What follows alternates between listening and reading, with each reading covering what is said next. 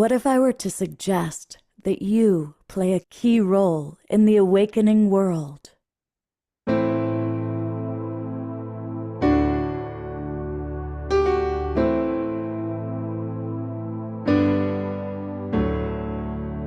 that you are watching this because you have heard the call.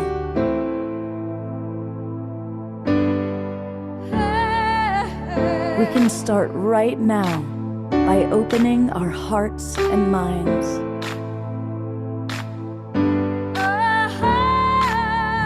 Welcome to the awakening world.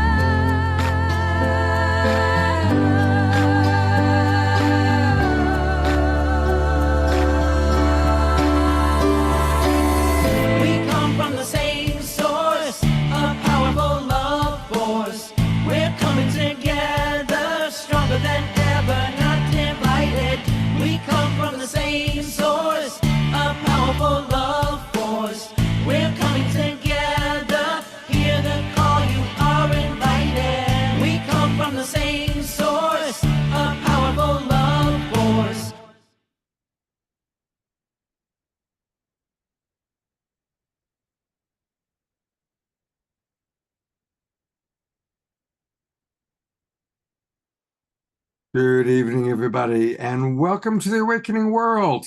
It is the start of a new season. We actually technically started on Wednesday, October 1st. This is our first Saturday night show. And tonight we are going to hear from the extraordinary cosmologist, Dr. Jude Currivan, who really offers so much wisdom and a really big picture of what's going on our planet and with really our awakening world.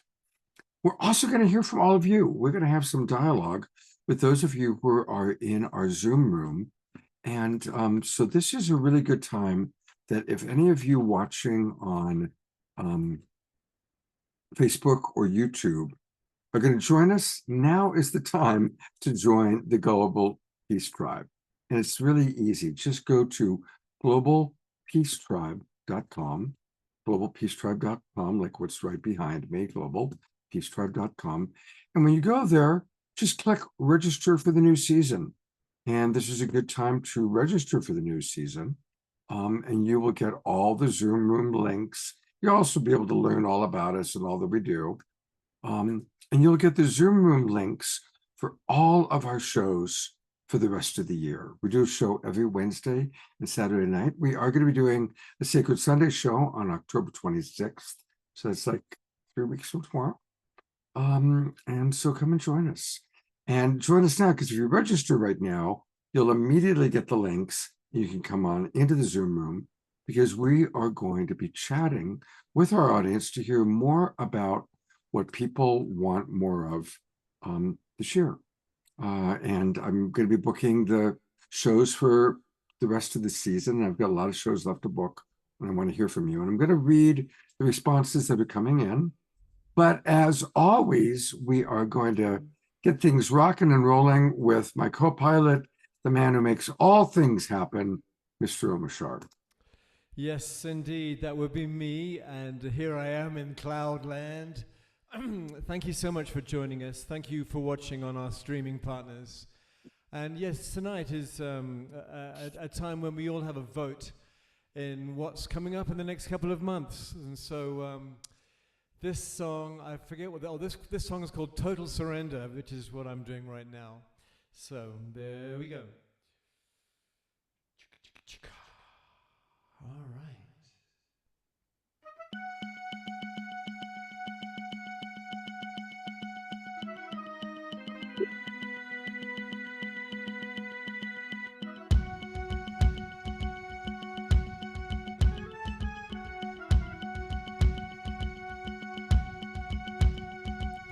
In the event of a terminal day, I would turn to you.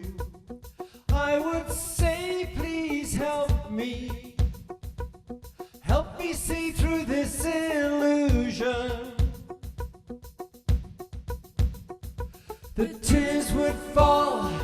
my knees would bend. I lift my hands up to the heavens. Help me out of this illusion.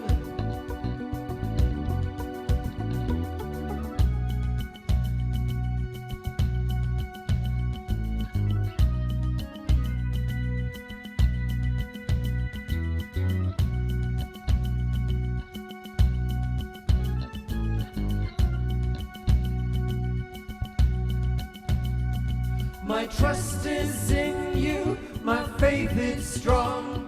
I hear the call, it won't be long before sunrise, the light of a brand new day.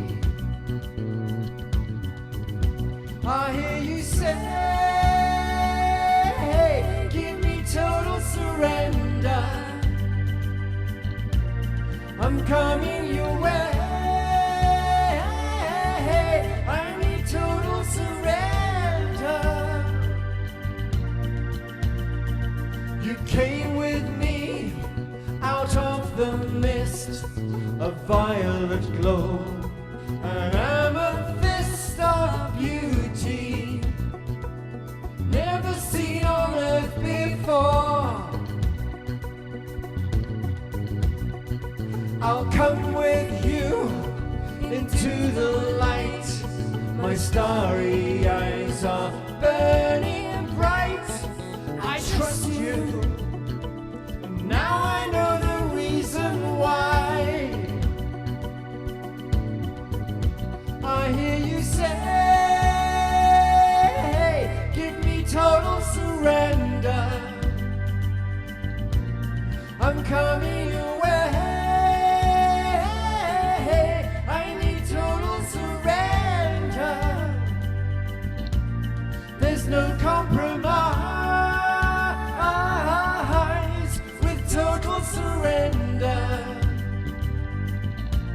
So come dry your eyes, give me total surrender. Whoa.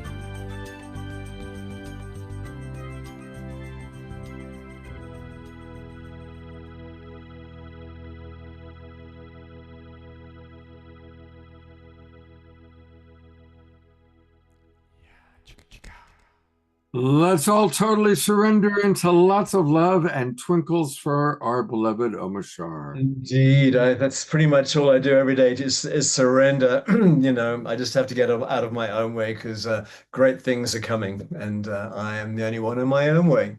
So there is. What are some of your tips, tools, and practices for surrender? Well, at the moment, what's happening is it's like my whole days are now literally policing every thought, every feeling, everything I speak, because what I've found is that everything in my mind and that I'm enacting out in the world is just programming. It literally is, and from my higher self is just waiting in the background, wanting to come through. And of course, the dichotomy is that the higher self is my true self. And whenever I go to sleep, when I wake up, it's like everything that I thought I cleared out the day before is at my door again. And so I have to basically wake up and tell myself I'm connected to the source of all creation, that my higher self has got my back. And I have to surrender into that and just forgive myself for continuing the old patterns that there are.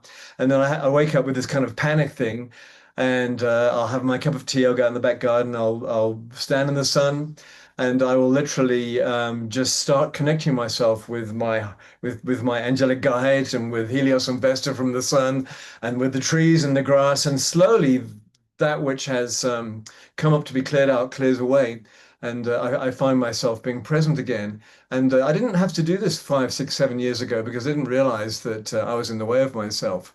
And so by the time early afternoon happens, 1 or 2, I'm starting to feel the flow of myself again. And I'll sit down and have a meditation, and then I'll do some music and maybe some exercise if I'm really into myself. And yeah, I know it's different for all of us, and we're all at different stages of our awakening.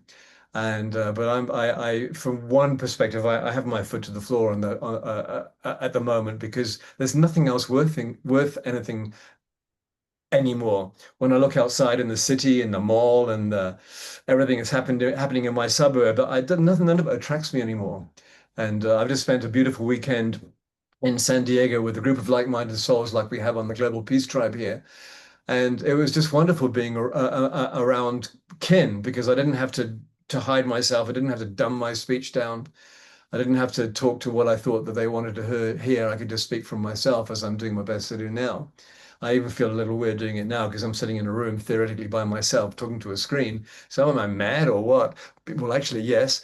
But then again, Well, I'll go to gallery review and remind you that people are listening and you're with us all, and we are actually really appreciating what you're having to share. So just yeah, I do. Thank you. I do get that. And you know, we all want to share with each other what is the greatest awakening in ourselves.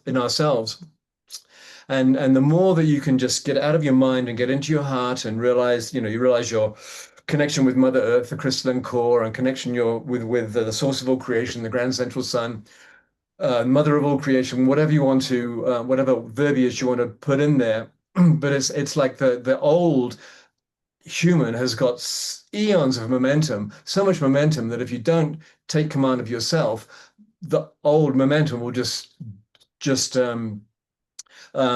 propel you forward. I used to enjoy being a leaf in the wind, getting blown around the world, but now it's that's stopped for me. I am now the master of my own destiny, and with all of the amazing tools and tips, like for instance, from Jude Currivan that we're just going to listen to, and Julie Kroll, and whatever else happens tonight. I've realized that there is a way, there is a path, there is a plan, and it's all good. Everything will work out. Just get out of your own way and be with like-minded kin. So thank you, Scott. absolutely, thank you. And we'll be hearing much more from Omashar tonight.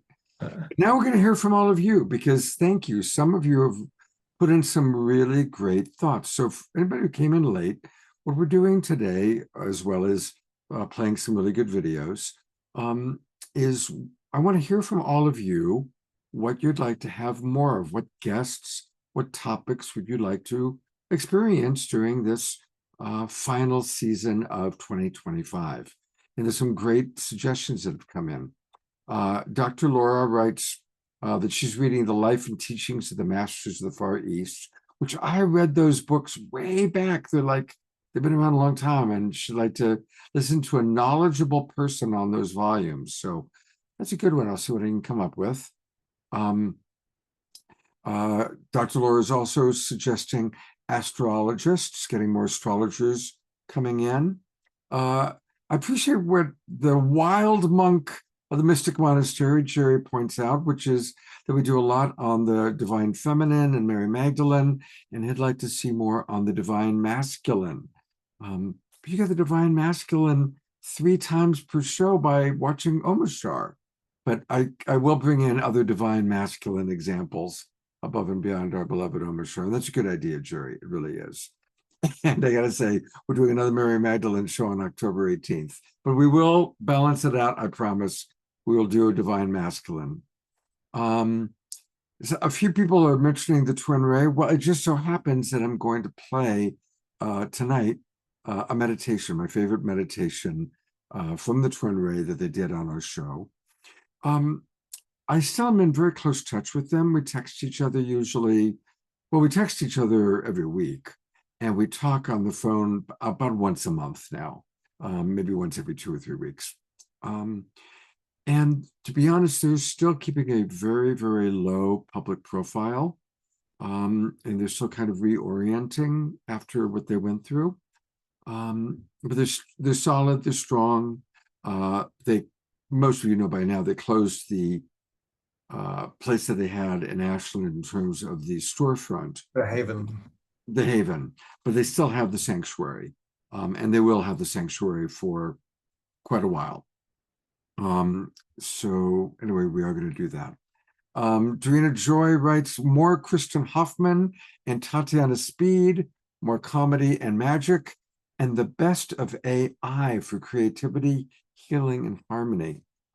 Well, something really cool about Kristen Hoffman, I got the most wonderful gift from her. My birthday is on Christmas Day, and every year, some of you may remember this, every year, the last show of the year, Kristen Hoffman co-hosts it with me, and it's kind of a combination Christmas, birthday, New Year's show. Well, Kristen has volunteered. My birthday, it's going to be my 70th birthday. She's going to fly out on her own expense from New York to spend my 70th birthday with me, and to do the December 27th show live, sitting right here. She'll be sitting right next to me, assuming, I'll definitely be here at my house. So that just is like the most amazing gift that I've received in a really long time. So yeah, you'll definitely be seeing Kristen Hoffman. Dr. Laura writes, how about Yogi Raj, who is from the Korea? I don't know that person. So if you have a way of connecting me with that person, Dr. Laura, that would be good. More magicians. We have not had magicians on for a while. I do not know who Stefan Burns is. So Katie, you would have to connect me with Rick Levine and Stefan Burns. I don't know those people. And Baldwin, more shows on interspecies communication. Jasmine Bear is saying yes, yes, woof, woof. And Jane Goodall just passed away, by the way, but most of you probably know that. Susan Sabbath wants more magicians. Carol Craig wants the TwinRay. Susan Blomquist is fond of Kalina and Vox Angeles. Yes, I can reach out to Vox. And we are supposed to have Kalina on one of the Soul Search shows. She has promised to do one more show with us this year. So I love Kalina too. I think she's amazing. Larissa, absolutely. George Noble asking for Kristen Hoffman and Larissa. They're like two of my all-time favorites. Absolutely. Two of my favorite human beings, as well as people to be on the show. More music and comedy, please. Okay, let's get more comedy going. Pet psychics and pet readings. Okay. Magicians, indigenous wisdom. Yeah, we haven't done an indigenous wisdom show for quite a while. So that would be a good thing for us to do. And now I've got to go to all the new ones that have come in while I've been reading this.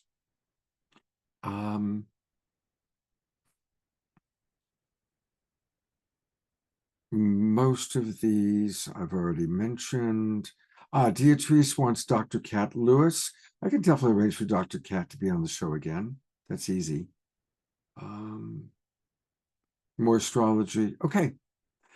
I will come back after the Jude Currivan segment, and we will hear from, if there's more from all of you. So Julie Krull has the connection field. For those of you that are regulars, you've heard us talk about the connection field several times. And within the connection field, which is a website, she has the Imaginal Souls group, which Pam and DeArah and Susan Blomquist and I are all part of. It meets on Thursday mornings at 8 a.m. Pacific time. And she brings in once a month in what she calls the Luminary Lounge, a special guest. And usually it's a special guest who's been on the Awakening World.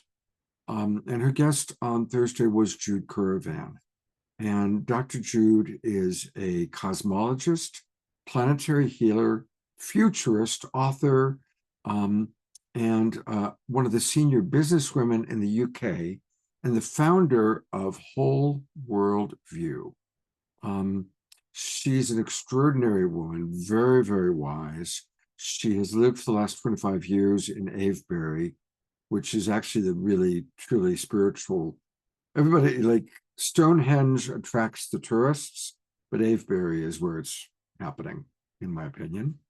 Jude has experienced multidimensional reality since early childhood and has worked with wisdom keepers, both incarnate, indigenous, and also soul level. She's this amazing combination of brilliant psychologist, cosmologist, and also very tapped into the other world. So here is Julie interviewing Jude Currivan with some really wonderful feedback about what's happening with our awakening world right now. So here we go.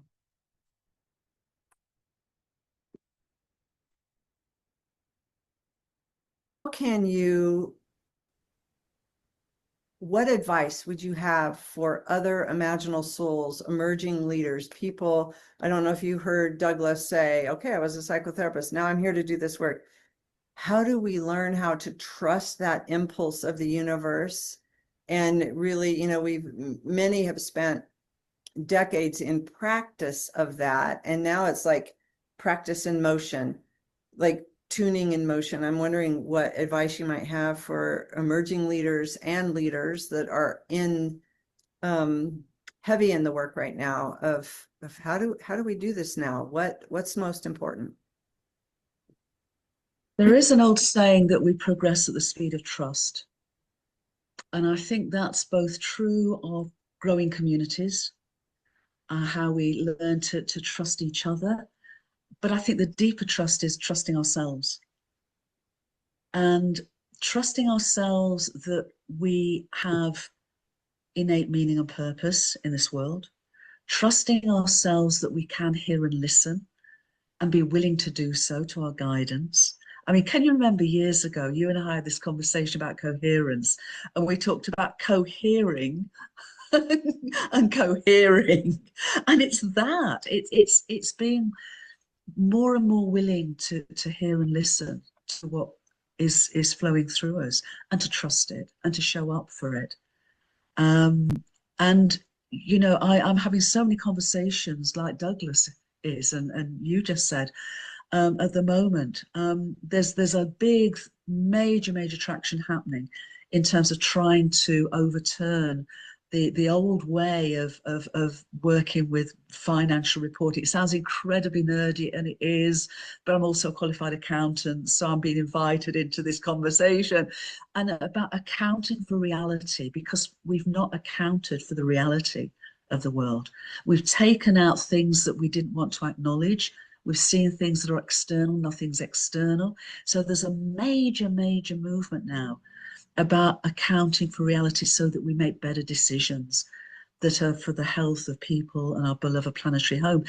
But the person who is leading that has spent 25 years being laughed at, about being ignored, about going into major organizations and trying to say we need to account for reality, because otherwise we cannot make wise decisions about people and places and our planetary home and each other. And now he's being listened to. But he had to go through 25 years and still keep going. Douglas, I'm sure you could tell lots of stories. I'm sure everyone on this call could share lots of stories. I laugh with my husband about my work. I say I couldn't get arrested 25 years ago. And yet, you could, I could go on I could go on a whole thing with that, but I don't. I think we all could. Yeah, But I but we love that phrase, Jude, like accounting for reality. And the thing that I think where it niggles at me is to say, and we need to understand the true nature of reality. exactly. We need to, and that's what you have gifted the planet with the cosmic hologram and all of your work and whole worldview. Everything you're doing is to help us get that picture. And I think many that are with us today understand that. But let's talk about that in terms of one special thing that I want to bring in is the science of unitive love. This week I wrote an article coming out of the heartland. Heartland. I live in the heartland, and the Heartland Gathering is in my home state, and bringing the heart into the heart and the true nature of reality and heart and land together. I wrote a poem called, it was about the heart and the land together when they're one. So it inspired me to write about harmonic love, because I talked about harmonic love in something that I was gifted back in 2016 with our political arena, when I was seeing the polarization and the guidance being that whenever there's polarization, the third thing stabilizes. The third thing helps transmute or dissolve. Yeah. And what I saw at the time was harmonic love as this field, as this unitive field, as divinity, as, we can look at that harmonic love in so many ways. And now you're starting to write about the science of unitive love. So can you just speak whatever's on your heart today to speak about unitive love and the science of unitive love? Because I think it's really good fodder for imaginal souls to go with confidence in the world going, this is a real thing. And this is accounting for reality when I account for unitive love. Like when we bring love into the equation, it's part of that reality that we're trying to bring to transform and transmute what's happening on the planet right now.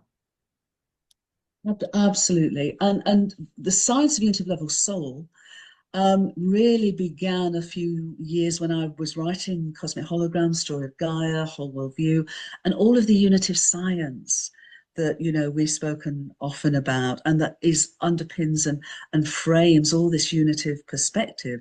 Unitive science that converges with, indigenous traditions and wisdom teachings, universal wisdom, into this unitive perspective, and that the unitive science actually was the grounding for which we were able to draft a unitive narrative. And the unitive narrative is convergent, inner and outer being and doing. I'll come back to masculine and feminine in a minute, because I think that goes to your point around the Trinity. But from the unitive narrative comes then the unitive perspective, unity in action, or as our dear friend Bob Atkinson would say, wholeness in action.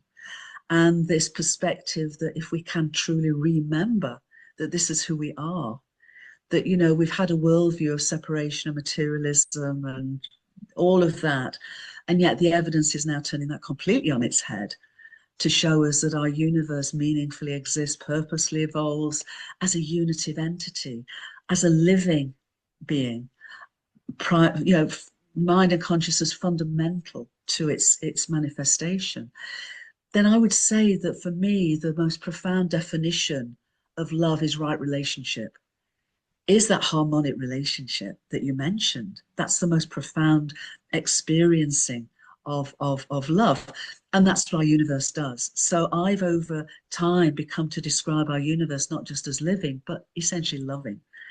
And so with that and the underpinning and framing of that unitive perspective, we can say that love is a universal, foundational, universal way of being and an evolutionary force. So how does that then be experienced in our embodiment and our experience of love? And that's where the science of unitive love came from. It was seeing love in its, the Greeks had two words for Venus, or Aphrodite, the goddess of love. There was the human level of love, with all of the twos and the fros and the rest of it. And then there was that higher octave that we can raise to when we realize that we belong to ourselves, to each other, to our planetary home, to our whole universe, that is essentially loving. And that is their definition of divine love. And so science of unitive love is really bringing all of that into experience to show how profound it is that after 14 billion years of evolution, we as individuated, self-aware beings, microcosmic co-creators of our universe's realities, we feel love. And at the most profound level, that transports us. It transcends who we are. I always remember seeing, can you remember the Boxing Day tsunami in the Indian Ocean? Yes, yes. Yeah. There's one picture that I remember from that day, and it's of this vast wave coming in, and there are two children, and they've got their backs to it. They have no idea what's coming, and the mother is looking at them, and instead of running away from the wave, she runs absolutely towards it, because her love for her children, regardless, was so overwhelming. No wave was going to get in the way. However, and they all three survived. But it's so profound, the depth of love, that when we feel that depth of love, it's the whole universe flowing in coherence through us. Is my what I'm saying. And you talked about the triads and the ancient sacred marriage, realizing that each of us have the divine masculine and feminine flowing through us. When that comes together within and between us, we enter a sacred marriage with ourselves and with each other, and that creates that third resolution, that third aspect of creation, which is the child energy, which is that co-creative, wondrous, joyous, evolutionary gift that the universe offers us. So this is what the science of unitive love is about, and we're working with other folks and organizations and researchers because there's some amazing explorations going on now, but just to show us the power of love, because we've had this, we say it often, we've had the love of power, we now awakening up. And just to finish off by saying that I was in Iceland earlier on this year, and on a stage with the president of Iceland, who is a woman called Halla Tómasdóttir. And in addition to her having conversations about economics, we talked about love, because she wants, as the president of a country, that her country is a beacon of light, and that that light is founded on love. Wow. So that, like, there's two beautiful examples of love, like the president of Iceland, but I want to go back to that tsunami. Yeah.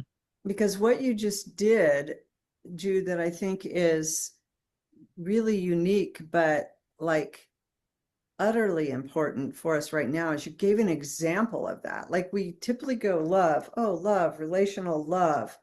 But what you talked about is this incredible force of love.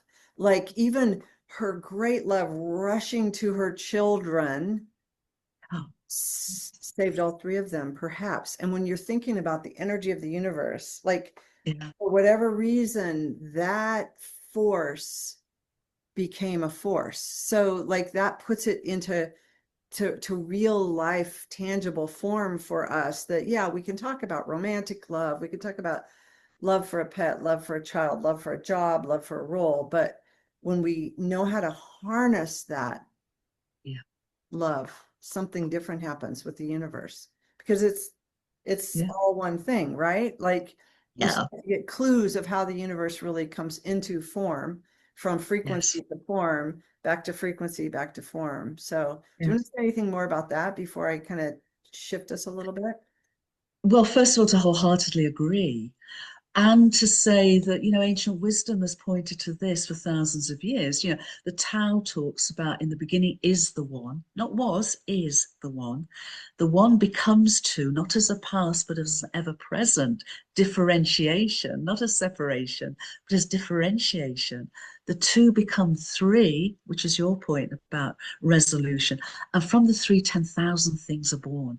So this profound recognition that to know itself, the unity of the universe differentiated itself, to see itself And from that, seeing itself, explored itself further through the threeness and the 10,000 thingness of the abundance of its manifestation. And crucially, that there is no separation. That's an illusion that, in a way, can be helpful to differentiate. But it's when we become method actors, instead of realizing that it's a role we play, we sort of immerse ourselves in the role and forget that we are inseparable. We are unique, and yet we are inseparable. So that's to add before, obviously, you take us further. Well, that was a perfect lead in. Thank you. You set up the next question so beautifully. Of course you did. What I was going to bring in next, the next topic that I think is essential for us, is this time that we're in. And when you're talking about the illusion of separation and really moving into this unitive state, honoring differentiation, honoring how we're doing this beautiful life experience, living universe around us. I was on a call yesterday with Jyoti Ma. It's going to be one of our wisdom keepers for the October 1010 catapult. Brilliant. And Jude, when I talked to you about catapult, you were an immediate yes, and you're our wisdom keeper for December. So everyone mark your calendar, 12/12 will be Jude. And one of the things Jyoti Ma said to me yesterday, which was like, I can't tell you why catapult came in, but it's just, it has. And the thing about the 9/9 was, we're done, the completion of completions, the done of done. And so I get on with Jyoti Ma, who was like so thrilled to see what we're doing. Great. As is so many others. And she said, and I don't remember what tradition she comes from, but she said, there's a 13-year, this is the 13th year of the great cleanse. And the 13th year of the great cleanse is the last year. Like, that's it. So maybe you know what tradition that is. But I want to bring that in to kind of bring in the perspective for us as visionary leaders, as change agents on the planet, to go, oh yeah, now is the time to move us into the reimagining, the building, the transformation, like to let go of separation and the consequences. And it's hard for leaders. It's hard for imaginal souls and other leaders when we come into the suffering of what's ending and the grief of what's ending. But if we can look at it from this cosmology, and where you're coming from, helping us understand as a cosmologist, as Jyoti Ma says, the great cleansing was a 13-year period, and we're ending in 2025. 2025 is the ending of that, which was the 9/9, to say goodbye to it. So what can you share with us today about the cosmology of the time we're in, and really how we're going? And then my final little topic to you is all the really cool things you're seeing that's happening. We're going to go there next. You don't need to write it down. I'll totally remind you, but we're in a really important time, and it's a transition time, but also entering the transformation. So what do you want to share about that? Gosh, there's lots and lots. Okay, first of all, ancient traditions, many ancient traditions that I've sort of worked with since I was a child, apart from the sort of the science stuff, I was always reverential for indigenous wisdom and ancient wisdom as well. Not that everyone knows everything, and we are in an evolutionary world, but ancient wisdom often talks about harmonics and 12 into 13. And there is this understanding that when 12 come together, both geometrically but also consciously, a 13th comes forward. So when we talk about, one surrounded by 12, whether it's Jesus with 12 disciples, or, within the Greek pantheon of gods or whatever, then 12 around one forms this 13th whole. In musical terms, 13 is the notes of the ancient chromatic scale of music. So that completes a frequency doubling. We would call it an octave within our eightfold nodal system. But the ancient musical system was called the chromatic scale, and it had 13 notes. So in a way, 13 ends that time frame, or that musical frame, because often music is called number through time. That was the ancient curriculum, that number formed the basis of the way the world is manifested. And so geometry is music in space, geometry is number in space and music is number in time. So both geometrically and musically, 13 is a completion. And then the next level essentially begins, but it's not a cycle, it's a spiral. It's a spiral of expanding and raising consciousness. So I would suspect that what Jyoti was referring to was the 13 years since 2012. And 2012 in the Mayan calendar numerology, and 13 years beyond that into 2025. And it happens that 2025, 26 is of major astrological significance, because all 5 outer planets, Jupiter, Saturn, Uranus, Neptune, and Pluto, are changing signs.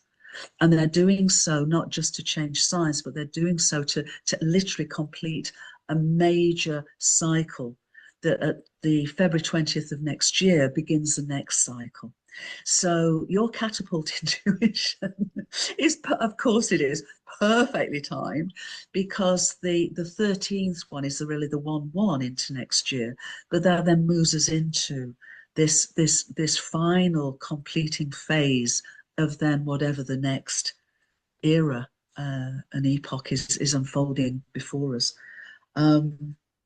So I think that's where our complete has ended. Oh, and I wrote a book called The 13th Step. So 13 holds a lot of resonance for me, because that was major journeys around the world where a lot of this deeper understanding, you know, this inner and outer discovery journey was taking place, what, 25, 30 years ago. Beautiful. You never cease to amaze me. I think I know you so well, and then little threads drop through that are so beautiful. Jude, just before I move to the last one, then we're in between the 9-9 of release, choosing to release, and the 10-10, choosing to remember. Is there anything you want to say? Because that completion, I think, is an important message for us, but we're really focusing on the energetics of release here until the 10-10 portal. Anything you want to add to that before I close with one final question? Okay. Well, for me, 9, yes, is a release, and also grounding, actually.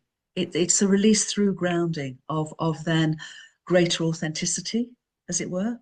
Because I think one of the things that we've been in is you know, a dis-ease of separation. So I think that the healing and the release of the traumas of that are key. But I think in terms of 10-10 and the remembering, I talk about remembering rather than remembering. It's the remembering of any dismemberment we've undertaken. And so many years ago, I was told that this would be a time of remembering, when we would remember our extraterrestrial, our intraterrestrial, and our human heritage. And as we release the trauma of our perceived separation, I think we literally are remembering our star families. We're remembering the intraterrestrial families that share our beloved Gaia sentience with us. And we're remembering, certainly as far as I would say, the archetypal sentience of our solar family, which is why, you know, I feel astrology is such a significant tradition for us now. And the work that I've been doing the last few years in collective and systemic constellation work and blind constellation work have really emphasized the importance of bringing this remembering of all of our family, all the vast families of our universal's sentience into the field for exploration and community, because we're all part of this evolutionary moment, it seems to me. Yeah, beautiful. So that does lead perfectly again to my last inquiry of you, which is you have your finger on the pulse of so much change, so much beautiful building behind the scenes, so much that's emerging. Your focus, you've done education, economics, there's a lot of different, you know, we're all like, we were just in the health and wellness realm last weekend. It's like, and consciousness, I'm wondering if you could just give us a couple messages of hopes of what you see moving, just the encouragement that this is really emerging on every continent, in every country. Everyone has felt like, oh, we've got so much to do, but somehow we need to know that it's being done. So we just need to do our part. So give us a little pep talk of what you see happening and what's emerging around the planet. Um, what's emerging is we are finding each other, and we're not having to search, we're not having to push or pull it. The universe is bringing us into remembered community, it seems to me. And that little story we shared at the beginning of this lady who was with you and Teresa at the Heartland, who is actually an impact investor. She is working to really, transform the ways in which people who are themselves awakening up and want to serve the good of the whole come into using their monetary abilities to invest in the things that are healthy, that are supportive of people and our beloved planetary home. So those folks are finding each other. We talked about accounting for reality. The folks there are finding each other. The organizations that are being involved in this, there's an organization called Pensions for Purpose, 400 organizations actually, but guided by a sense of how can we serve the evolution and the transformation of this financial economic ecosystem to one that is healthy and serves, the good of the whole.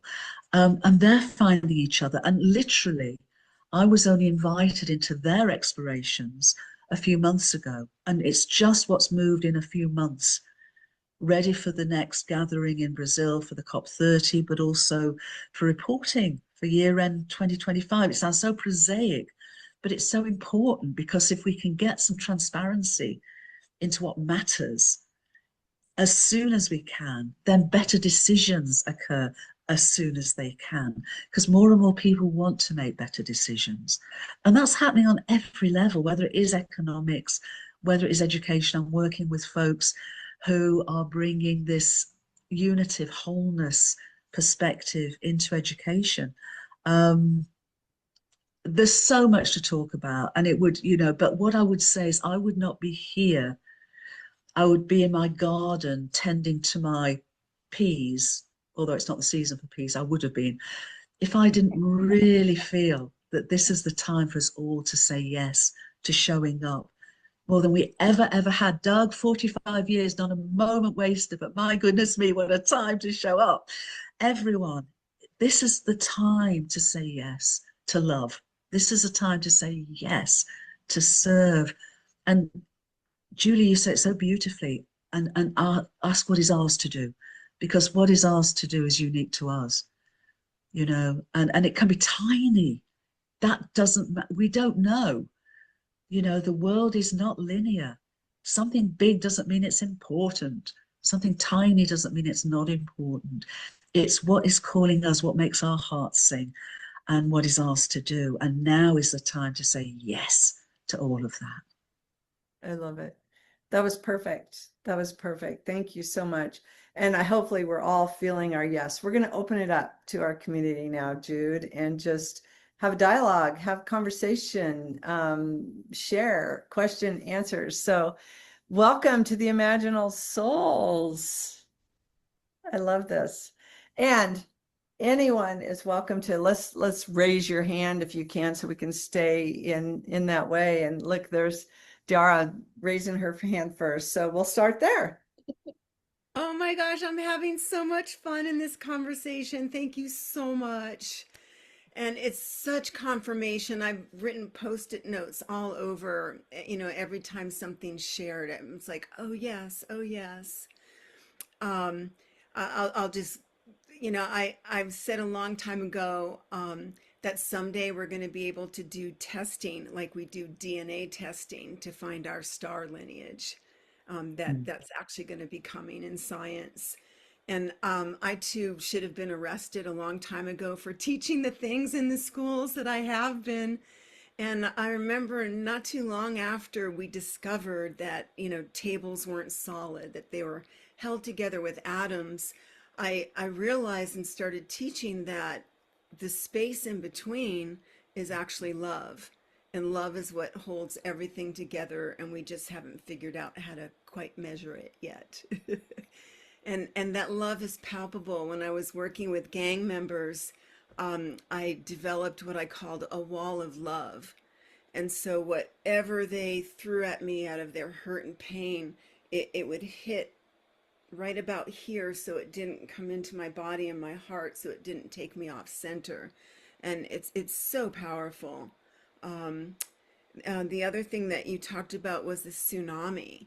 And the night before that happened, I remember I was in San Diego, and I remember looking out at the coast, and the whole skyline had a hue, a different color that I'd never seen before. And I knew that something was happening, and then the next day, the tsunami came. So it was a pivotal moment for so many reasons that I don't even think I'm consciously aware of yet.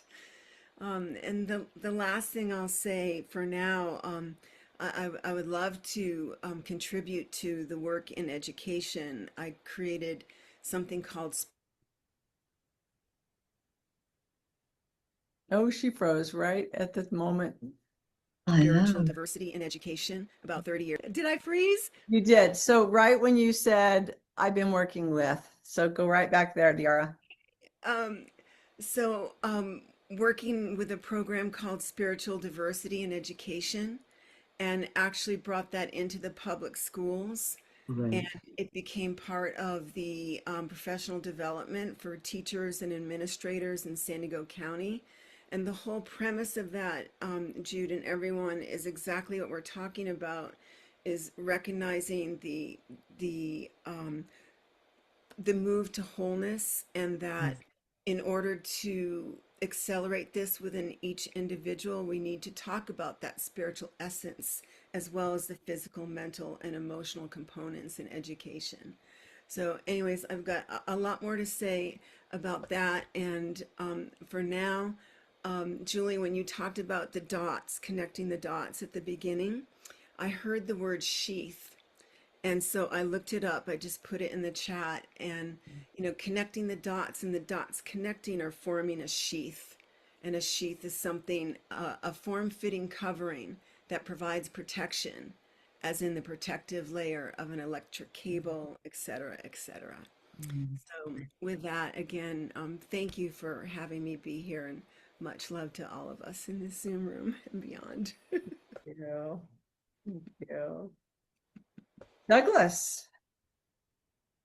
Thank you. Good to be here. Wow, that was really exciting to hear all this, a confirmation of what I believed and what I'm thinking, my destiny, my future, and all that. As a counselor, I worked in the field of forensics for 20-something years, the last 20 years. And I got to witness through my clients the suffering that they're going through, essentially, with a system that's breaking down in our country. Yesterday, I was on a call through the copra course, Fritjof Capra, where he was talking about Ilya Prigogine and the dissipative structures, essentially, how we are going through that right now, going into a time of coherence. And I see this as being aligned with the evolutionary impulse, essentially, that each of us in our hearts were coming into alignment with this evolutionary impulse. Barbara Marx Hubbard was one of my mentors growing into all of this, essentially my next iteration, my next chapter. So I would like to pose a question to you, Jude, if you would, please. Yes. How is this manifesting, this new coherence through dissipative structures? We're falling apart as a world, as a species, rather. But from what you're saying, we're coming into a new alignment with this evolutionary impulse, this wholeness, this new story that's emerging of wholeness. How is this going to look going into this next year? I hope that makes sense. It makes eminent sense. I don't have an answer.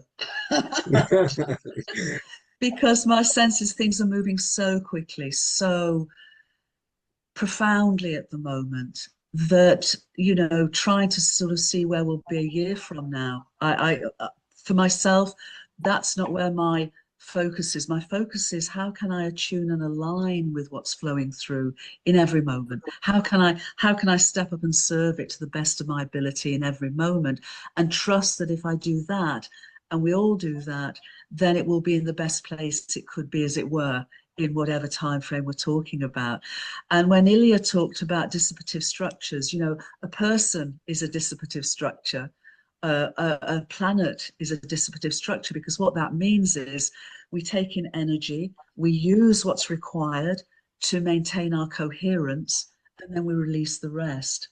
So if we see the whole of the evolutionary impulse as the evolutionary flow through not just ourselves, but through our planetary home and beyond, then what's flowing through now is the potential to evolve to greater levels of complexity.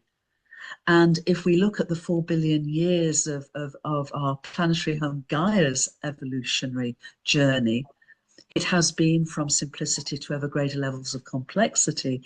And that has been through cooperation. So when we look at biology, you know, we started off with single-celled biological organisms without a nucleus.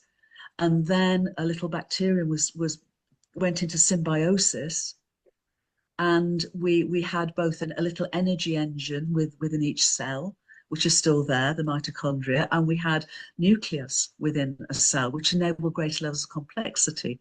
And then cells began to join together, and on we go. So every time that there's been a move of evolutionary impulse, it's been through cooperation and collaborative action. And it seems to me that that's our potential now. So our choice is, given that whole, you know, dissipative process and evolutionary flow, going back to what we were saying, are we going to wake up to remember that we aren't separate from each other, we're inseparable, and yet we are unique? It's rather like we are each unique cells in our planetary homes, just as we have 37 trillion cells or so within each of us. So that's our choice. Do we come together to cohere, to come together? And I'm reframing what's often called a metacrisis at the moment into a metamorphosis. And that's the exact process of metamorphosis. When the old caterpillar is dying down, is dissolving into a nutrient soup, where the imaginal cells of the butterfly are starting to form and be activated, and then they start to find each other, and they begin to form the organelles of the emergent butterfly.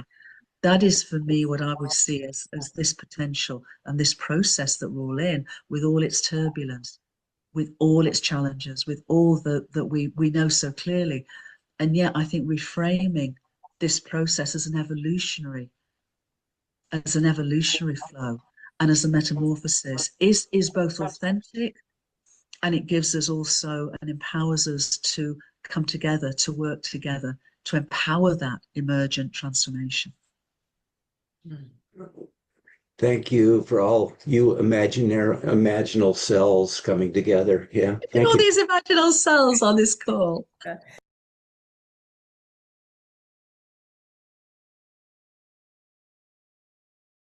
I want to acknowledge all the imaginal cells and souls that are little global peace drivers.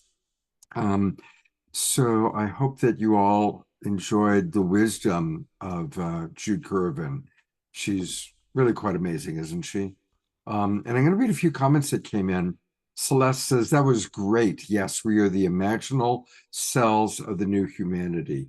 This conversation is truly right on track with my new book, Kaleidoscope for Becoming, where I identified the 12 codes of the evolutionary trajectory. So Celeste, send me more information about your book so that we can have you on an Authors That We Love show, which, by the way, since I'm mentioning that, our show on Wednesday night, our next show, Next Awakening World, is another edition of Authors That We Love. And we're going to be meeting 3 new authors, 3 people that have never been on the show before. So that's going to be happening this Wednesday night. And certainly any of you that have books that you think are, really appropriate for Awakening World, please feel free to always recommend your favorite authors to me. All right. Well, our favorite musical artist is Omashar. We are at time for the mid-show break. So put on your dancing shoes, and I'm going to turn it over to our Omashar. Inseparable. I've changed like a butterfly. It's something very new. I'm feeling so alive, and yes, it's true. Nothing is the same. I'm bigger than before, and yet I know that I am still a child. A child without a care in this new world, and so connected to you. An innocent new life, a heart so true.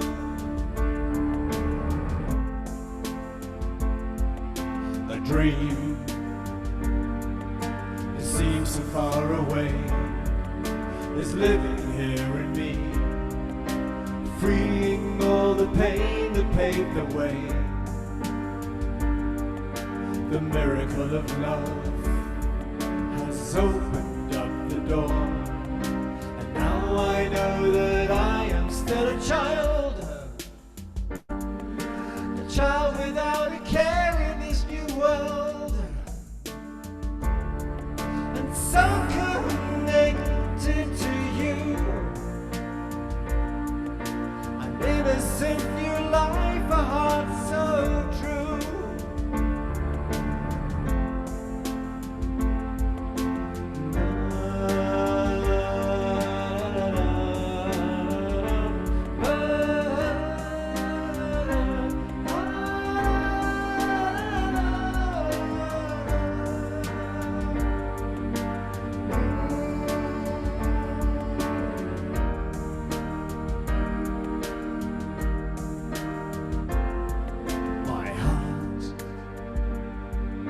Is beating once again. I'm feeling so secure, and yet I know that nothing's like before. My mind is now at peace, no need to know the way, and yes, I'm glad that I am still a child without a care in this new world. So connected to you,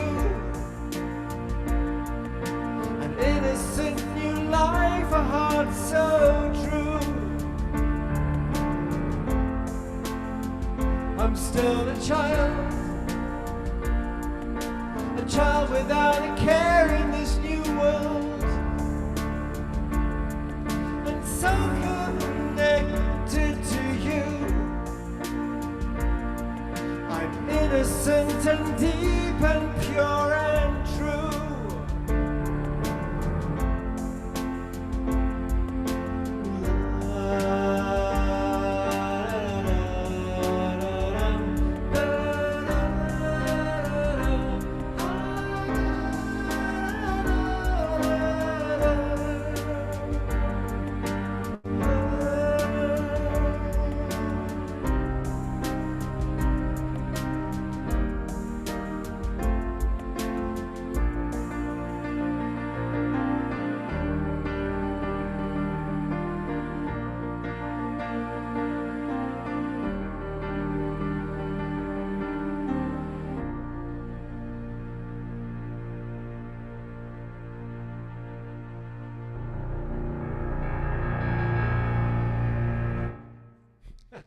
Woohoo! You are such a beautiful child. Let's all give some twinkles and some love to our beloved Omashar. Yes, well, you know, it's the entranceway to the heart. The door in the heart is through the child that we always have been and always are. And so, thank you, Scott. Absolutely.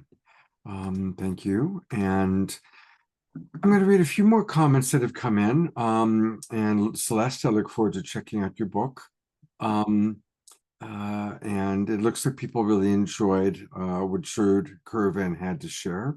A lot of people are certainly enjoying what Omashar just shared as well.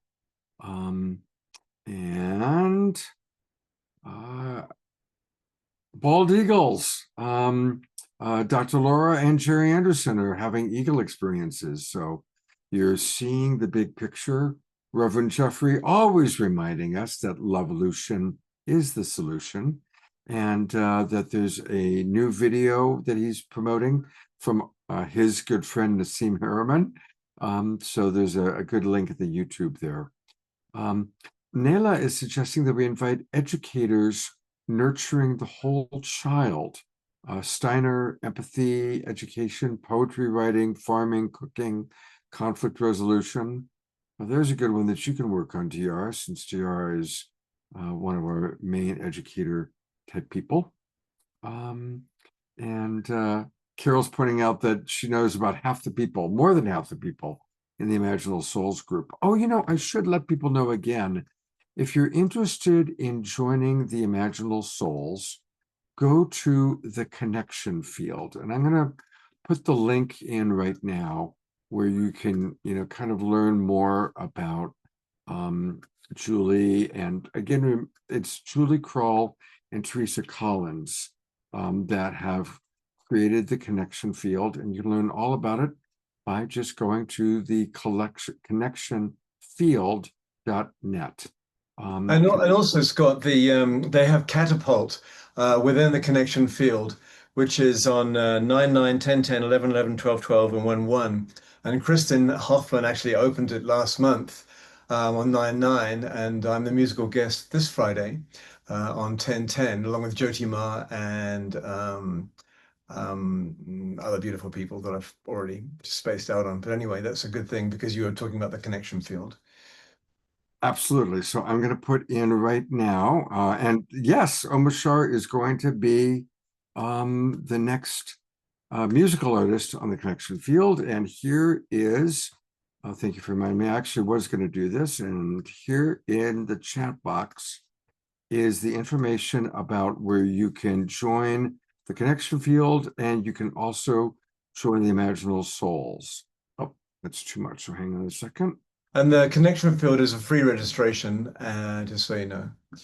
Yeah, I've got too many, so I got to just let go of a few characters. So I'm trying to find which characters to let go of. Register here, we got to keep that.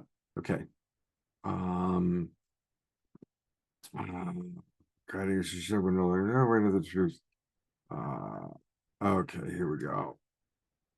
Okay, it's in the chat box, including if you want to see the 9-9, the replay of the 9-9 with Kristen Hoffman is in the chat box there. And for those of you who are watching on Facebook or YouTube, again, if you go to connectionfield.net, and that's where you can learn all about it. And you can find, here's the catapult thing right at the very top. Just click catapult and that'll take you to where you can learn about what's happening. Here's the event replays. Here's how to learn all about it. And it is a whole process, and it's a wonderful thing to be a part of. And so many of our, you know, Unity Earth, Global Peace Tribe, Connection Field, you know, we're all part of the same big family coming together. So we had a request to hear from MATT KAHN, and the request came from Omashar. Here's an oldie but goodie. I promised to play a few oldies but goodies from tonight. And this is when we had MATT KAHN on the show. And he's beautiful, and I hope you'll enjoy this. So, Matt, thank you again for all the books, all the YouTube videos that you've created, all the travels and the lectures, all the ways that you also have helped light the way for us. And thank you for being with us tonight. Well, thank you for having me. It's such an honor to be here with all of you. And if this is the first time that we are connecting, what I offer is a transmission of healing energy, and it comes through the sound of my voice and through the gaze that comes through eye contact.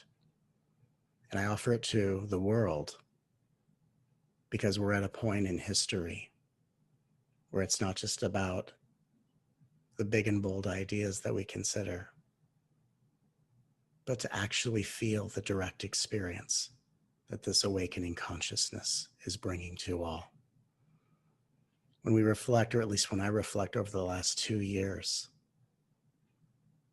I went through an extraordinary experience that in some ways was some of the toughest times in my life. I had experienced many awakenings throughout my life, and over the last 2 years, I found myself going through an unexpected experience of coming back fully into the body I had previously woken up from. And in going through an experience of integration, I was so humbled and blessed to experience what I look at as perhaps the next stage beyond awakening,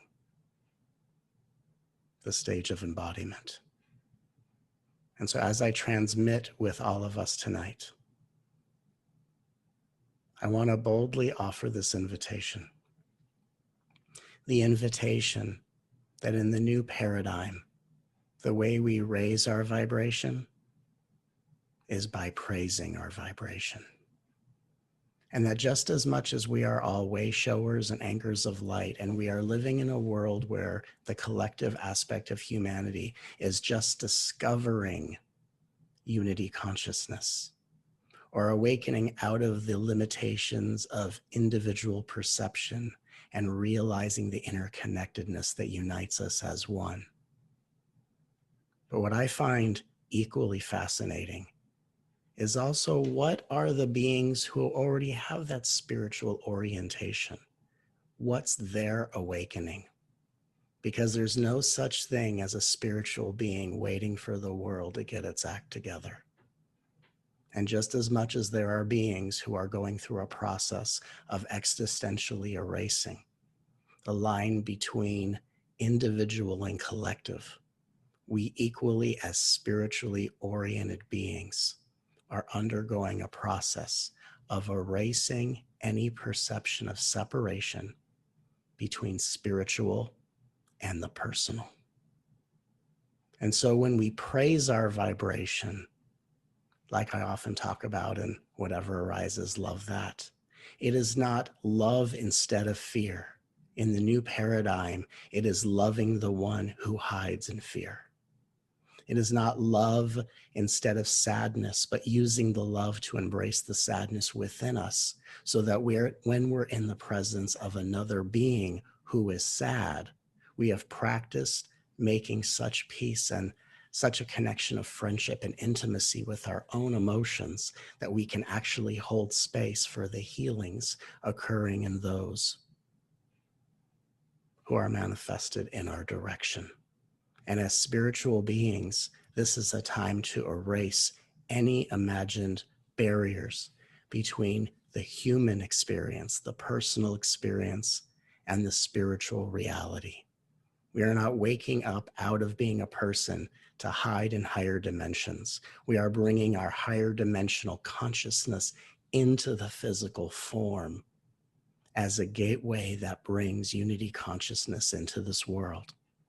So we can begin collaborating, connecting, and recreating the infrastructure of this world from the inside out, all anchored at the vibration of love. To think about raising a vibration suggests that I'm going to lift my energy above a lower vibration to stay in the higher vibration. And so many beings have the misfortune of then blaming someone who bumped them out of their higher vibrational experience. But when we so boldly praise our vibration as a means of raising our vibration, we are taking the higher aspects of our infinite intelligence, the glory and radiance of our eternal hearts, and we are embracing every wound. We're consoling every fear, and we are allowing ourselves to go through a living experience of alchemy, where we are living embodied agents of transformation that watch the work of art of the universe come alive within us when we love ourselves in response to whatever experience arises. We are no longer on paths assuming or trying to do any amount of spiritual work to get out of certain experiences. We accept from a space of surrendered resolve that every experience that we are having is not a sign of what you haven't worked on, looked at, or processed, or traced back to a past experience. For all of the memories that live in the cells of our bodies are one with the pain the world is still learning to face. And as we love in ourselves what arises spontaneously in experience, we are loosening the collective density that allows the world to find safety, to come out of hiding, and to find the ability to connect heart to heart, and to bask in the glory of true intimacy without the fear of being annihilated by an awakening consciousness that is only intimidating when we hide in our egos and turn away from this invitation to become one with the love that we are. And as I personally reflect on the last few years of what has happened as I've come into the state of embodiment, what was important before has become impeccably important now. My service to humanity is not limited to the books I write, to the YouTube videos that have become popular, to this moment where I'm transmitting with you.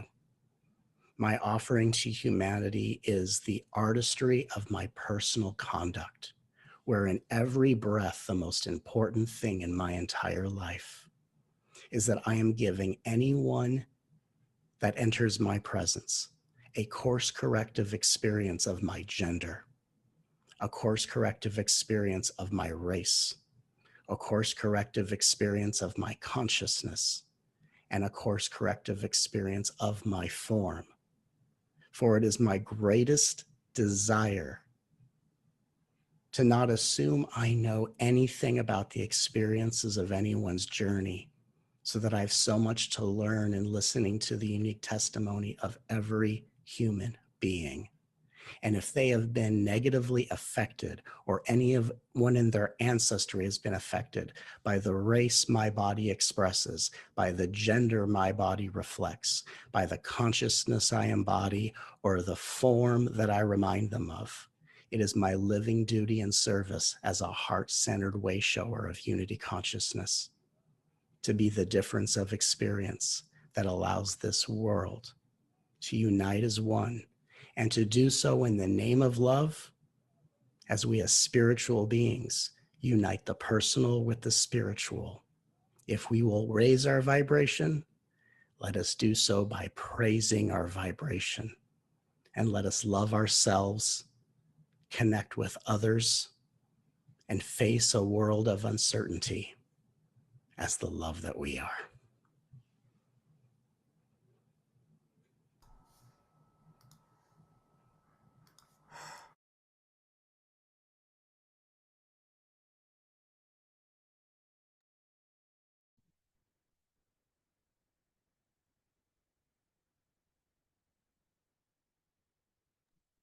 Boom. Really, really beautiful. Ayada, I read your message and just want to know that I like your ideas. So again, please connect me with some of the people that you're mentioning. And really it goes for everybody, it's harder if you just say, hey, how about this person? What really helps is if you can connect me with that person, if you can create a three-way cell phone thread, or give me the best way to reach that person, that is a more likely way for me to make it happen. And yes, I saw Mark Sims and he said he'd love to be on the show. I've reached out to him a couple times since and haven't heard back. Mark kind of comes in and out of different realities. But I would love to have Mark back on the show again sometime soon as well. I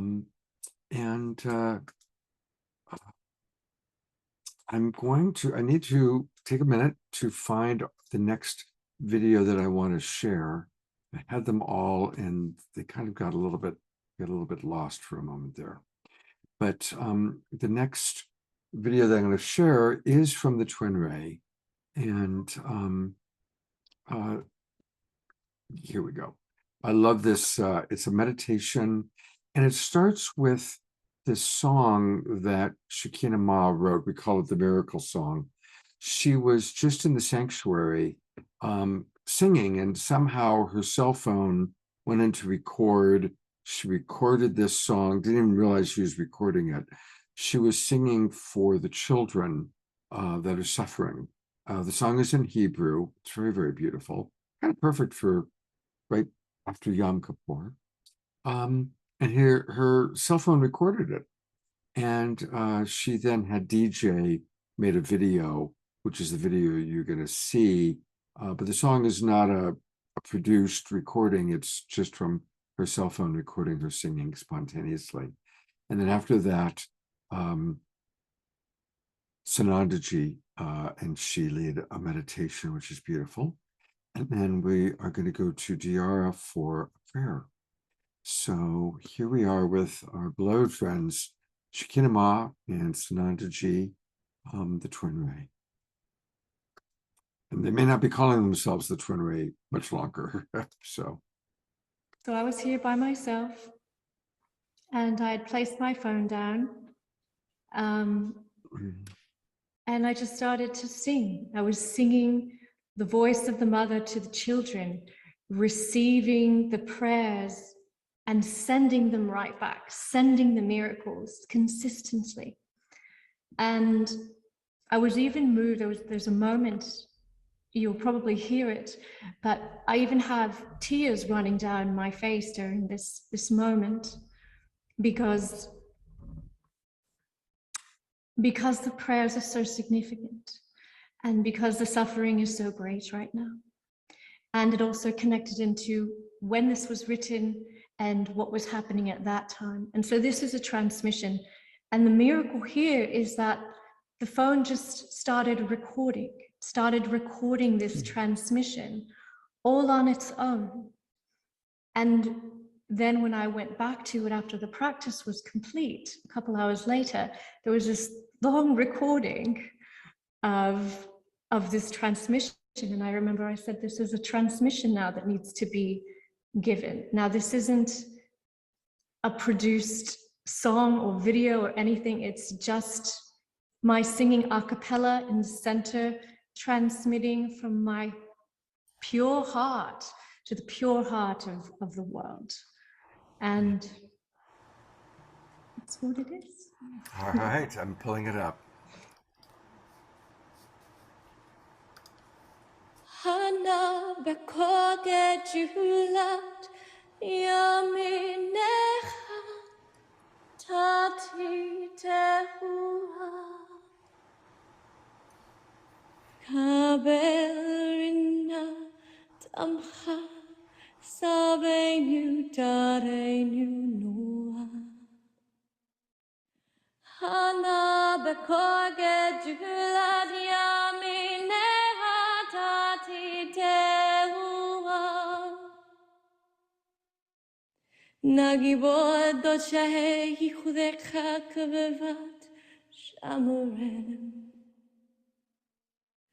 Hana bekoge julat yaminecha tati tehua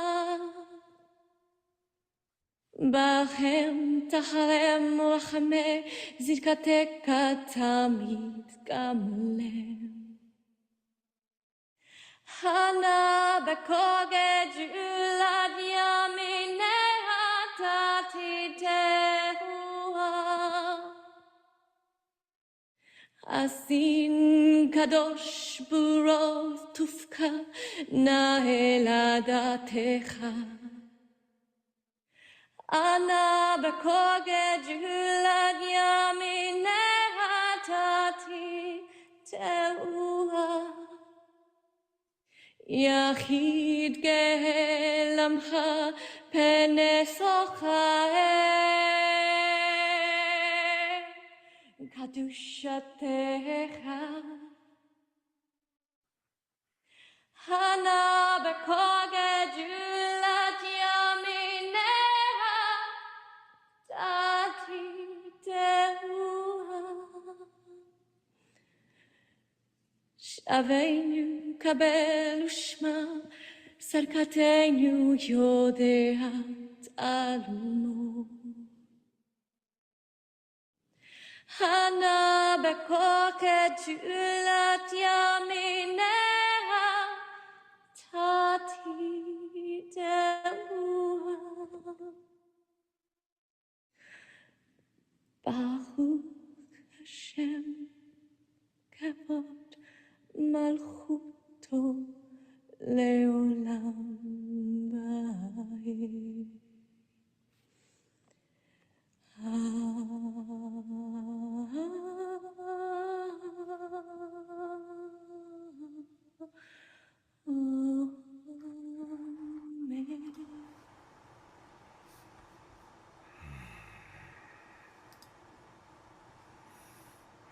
Amen.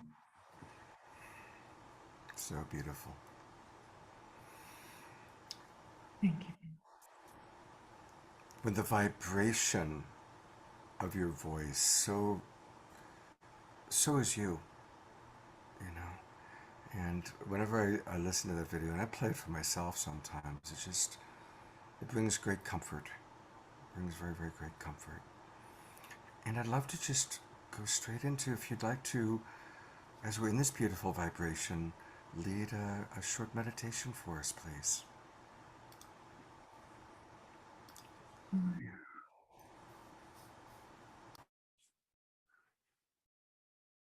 Take a moment and just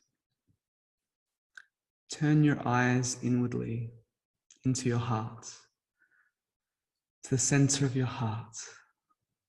Beautiful expression of the divine that's living and beating inside you. And take a breath into the center of that heart, and as you exhale, just relax your body. It's relaxing in to this moment, letting all of the week just fall away, all of the day just drop to the wayside, and all that remains is the presence of your pure, beating heart.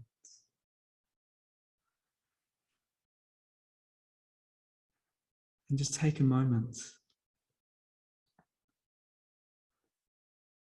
to contemplate and to feel this statement, this sharing, that you are the miracle of divine love. You, in this moment, in this life, you are the miracle of divine love.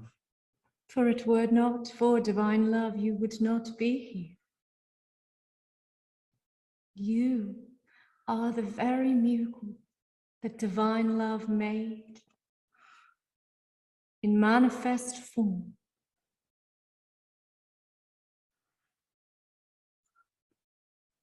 Letting go of all thoughts about your personal experience, your story, your person. Just let that all go as well, and just be present. That one truth, that you are the miracle, divine love. Your very existence, the very front of this experience of your life is the miracle. And that awareness, that pure awareness, that moment before the thought arises, but that pure witness that is the very source of love. Just allow yourself to be present in that purity that you are.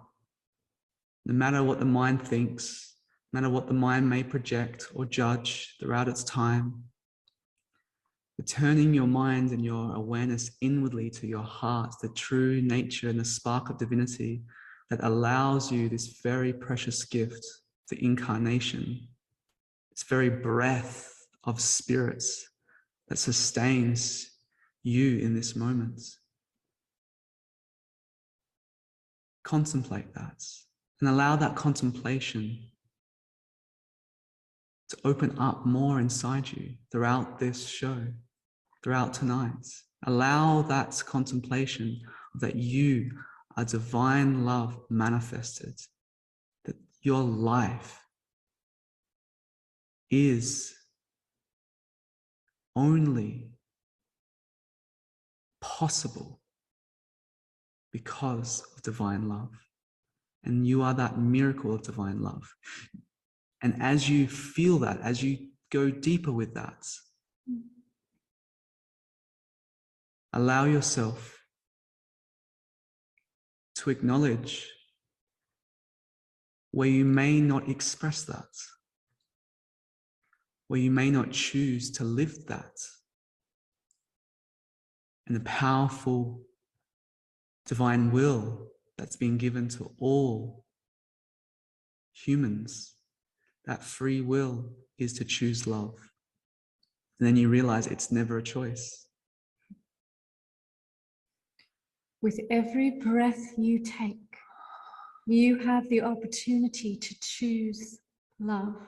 You have the opportunity to open yourself right now 100% to the beauty and the bounty of divine love. For divine love, in its presence and in its witness, glorifies every particle of you. It upholds, uplifts, and gives in great cherishing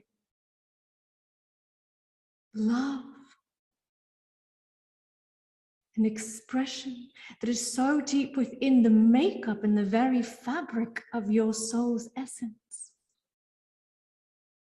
Divine love is what you are made of, and the miracles do not exist outside of you. They exist deep within the core of your heart. They open with the doors and the gateways by the purity of your righteous actions, your thoughts, your deeds, your virtues. Contemplate, do you allow divine love to truly envelop your essence? And do you choose to drop and dissolve everything that could disallow that experience? In this meditation, we invite you to choose with great vehemence and great conviction inside of you that you choose now to open, no matter what you've done, no matter what has been done to you,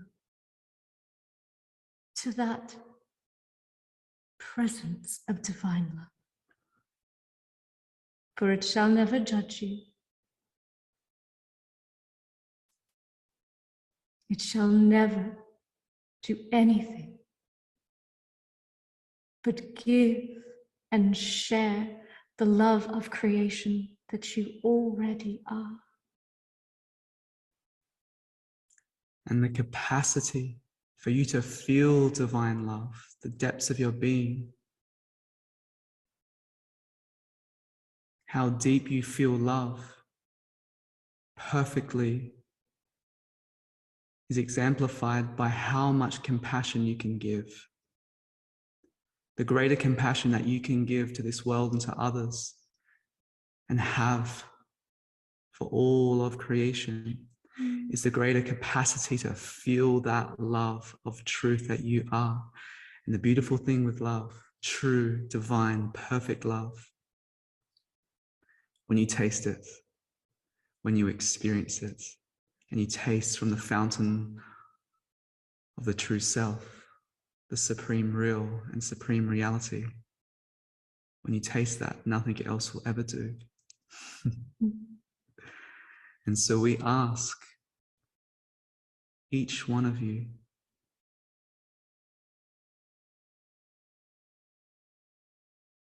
do you wish to taste the nectar of the miracle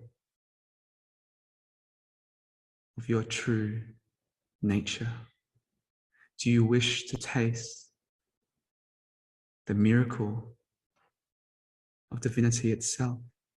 Do you wish to drink from the fountain of God's grace? And if you wish that,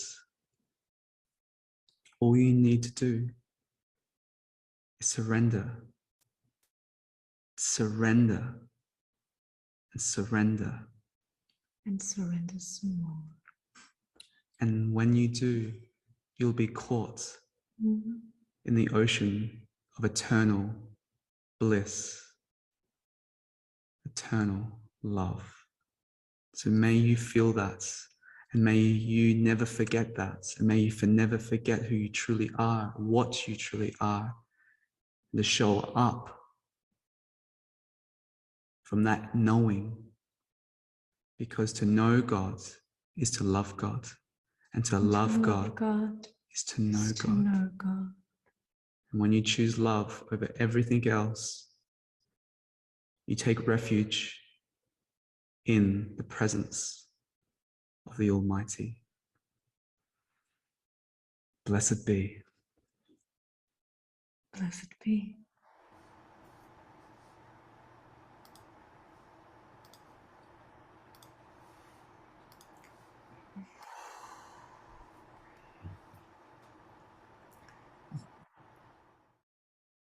So I was here.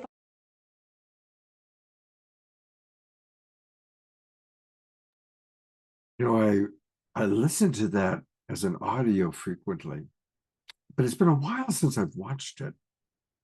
And what really stood out for me was when Sanandaji is sharing about tasting divine love, and you can just tell by the look on his face that it's an experience, you know, it's an experience that he knows. And then how amazing that they talk about surrender, and Omastar's first song today was all about surrender. So that's kind of a nice little added thing. And I'm going to bring Omastar on to see if there's anything that comes up for you, and then we're going to go to DeArah for a prayer. Yeah, that was probably fresher than when I first saw it. And maybe because we've all grown, you know, we have this container called the Awakening World and the Global Peace Tribe. And when we're in it, we're all rising together. So it's like you can't see the forest from the trees. But for myself, I think I connect to it more now, to Shakinawa and Sanandaji. And her song at the beginning, I could really hear it deep in my cells. It was beautiful. And so I'm really grateful to bring that up again, because we haven't heard from them for a while. I know they're enjoying their sanctuary at the moment, which is brilliant. And up in Ashland, it's just such a precious place. And so thank you for bringing it up, Scott. Yeah, absolutely. Thank you. And to stay in that kind of prayerful place, I'm going to turn it over to DeArah. Thank you, Scott. Hello, everyone. Just bringing in the beauty that was just gifted to us and that we've been experiencing throughout the whole show, this divine love that we are, and inviting this love deep into our cells, our imaginal cells, and the space that's in between all of who we are as physical matter is filled with this divine love now. Expanding wherever your vibration is at the moment, loving the vibration of who you are. And taking a breath in as you notice it rise, just by loving the way it is in this moment. And we pray that all beings are able to access and find this level of peace and community, this level of love, and that this love wash over all the land, transmuting, transforming, doing that magical alchemy to shift the vibration of each and everyone, no matter where they are, so it becomes higher and higher and higher in love. And celebrating that divine innocence that rests within us all, that innocent child, that divine child. And as we do that, we send this prayer of love and protection out to all children of all beings, of all species, here and beyond. And we pray that our words are heard. We pray that our hearts are known. And we pray for the miracles in this time of light, in this time of darkness shifting to light. And we know the power of our collective prayer. And so we take that now together and we send that into ourselves and out to each other, to our communities around the world and beyond. And we give great thanks and great blessings to the awakening world and the global peace tribe and all those connected, known and unknown. And in love we say, and so it is.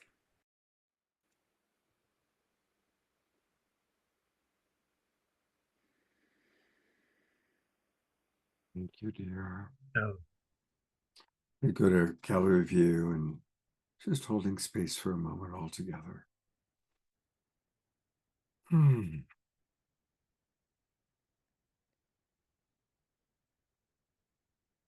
sending special love and prayers to the flotilla trying to take food and supplies to Gaza.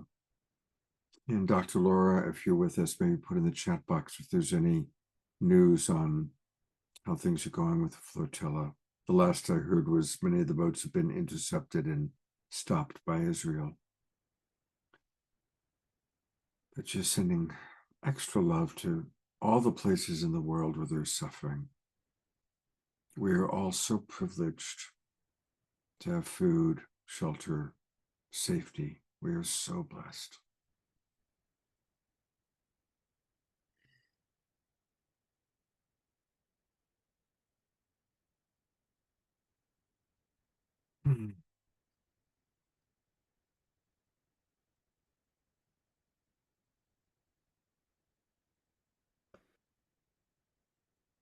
So I wanted to share a little bit because some of you saw that I did mention that I don't know about doing the Awakening World beyond this season. And let me say, I love doing this show. I absolutely love it. And I have love for all of you, and I love what we've created. But I'm also one of those people that I like to keep changing things up sometimes too. And so I have a perception that I want to make some sort of a shift. Now, ideally, I would love for the shift to be that we're reaching a lot more people. And I'm grateful for those of you and those of us that are gathering together on a regular basis, and it's precious to me. And people have asked, well, what do you want to do next? I don't know yet. I really don't. I'm not being cagey. I'm just in the awareness that our awakening world is literally and figuratively constantly changing.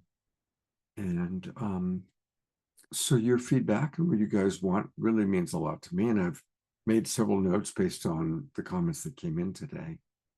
You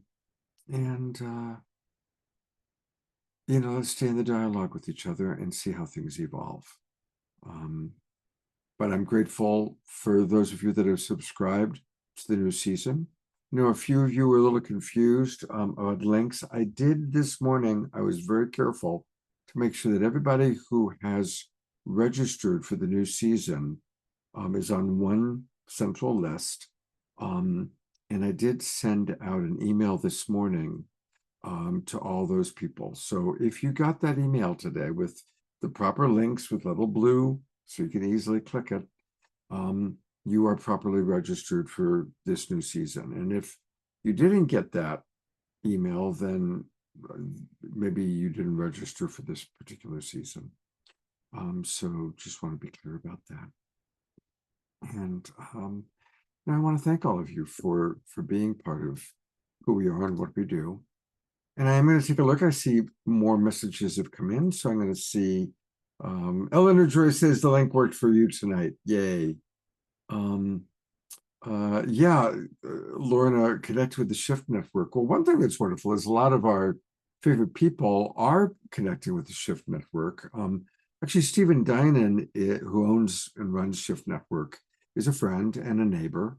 He was, of course, on our show when we were honoring our beloved sacred activist. Oh, please help me. I cannot believe I'm Andrew Harvey. Andrew Harvey, thank you. Stephen was on that show. Ray Amana is doing a program for the Shift Network, which I think we promoted that actually when we also had her on with Andrew Harvey. So, and thank you, DeArah Joy. In fact, I'm gonna pull that up. DeArah Joy, since Jane Goodall just passed. Here is a picture of Jane Goodall, and the quote goes, "Each and every one of us makes some impact on the planet every single day that we live. And we're in a fortunate position of being able to choose what sort of impact we make." It's beautiful. Thank you, DeArah Joy, for pulling that up and putting that there. Dr. Laura is suggesting that we decrease Global Peace Tribe to once a week. Please be Saturdays. That's an interesting thought. Kind of like, if I'm going to continue to do it, I think I continue to do it twice a week, though. I kind of like, for me, it breaks up the week and it gives me something to look forward to, actually. But I do feel like there's something coming, something new. Dr. Laura says that there is a second flotilla going to Gaza. So let's absolutely put our prayers and blessings in for that flotilla to make it. More comments coming in. I'm sorry, I'm kind of scanning. George, probably send me a text message with your new email address, okay? Yeah, maybe I will try and brainstorm with Stephen about that. It's a good idea. Thank you, Lauren. Thank you very much. All right, there's one last video that I want to play, and it's going to take me a moment to pull it up, but I thought it'd be kind of fun. And that is from Michael Beckwith, who's one of my favorite teachers, and I can say somebody that I really have a lot of love with. And it's this was from way back in December of 2021, so it's going back pretty far. And it was Michael sharing about his spiritual teachers, his spiritual influences, which I thought was very, very interesting. And he shares some interesting, candid stuff. Some of you that are old timers might even remember this, but anyway, here we go, our last video for tonight, and then we'll have an Omashar song to close us out. Here's Michael Beckwith.